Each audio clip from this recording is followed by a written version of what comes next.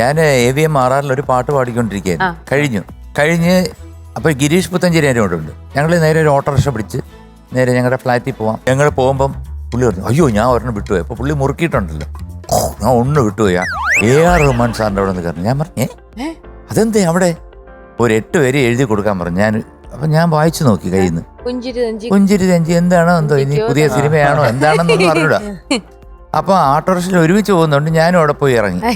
അപ്പൊ അകത്ത് കയറിയപ്പോഴത്തേക്ക് റഹ്മാൻ സാറ് കണ്ടു. പുള്ളി എൻ്റെ അടുത്ത് ചോദിച്ചു, ശ്രീകുട്ടൻ ഇന്നേക്ക് എന്നാ റെക്കോർഡിങ് ഏതാ തിരക്കുക? ഞാൻ പറഞ്ഞു, റെക്കോർഡിങ് എല്ലാം കഴിഞ്ഞു, മുടിച്ചു പോകണമെന്ന് പറഞ്ഞു. ശരി, നിങ്ങൾക്ക് ഇങ്ങനെ ഒരു 1 o'clock വരെ മുടിയുമോന്ന് ചോദിച്ചു. രാത്രി ഞാൻ വെച്ചു 1 മണിക്ക് എന്തോന്ന് മനസ്സിലായില്ല. എന്നെ വല്ലതും ആക്കുകയാണോന്നൊക്കെ വരും. ഞാൻ വെച്ച് എന്തായാലും പോകാന്ന് വെച്ചപ്പോൾ ഗിരീഷിന്റെ അടുത്ത് ഞാൻ ചോദിച്ചു ഇത് എന്തോന്ന്. ഗിരീഷ് പറഞ്ഞു എനിക്ക് അറിഞ്ഞൂടാ, ഇങ്ങനെ ഒരെണ്ണം എഴുതി തരാൻ പറഞ്ഞു. ഒരു ബീറ്റ് ഇട്ട് തന്നു, അങ്ങനെ എഴുതിയതെന്ന് തോന്നുന്നു.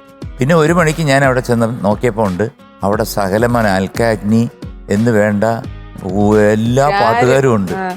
ഒരു 4 മണിയായപ്പം നോയൽ എന്ന് പറഞ്ഞ മാനേജർ വന്ന് കൂപ്പിട സാർ വെളുപ്പിന് 4 മണിക്ക് 4:45 ഒരു 3/4 മണിക്കൂർ എടുത്തുള്ളൂ.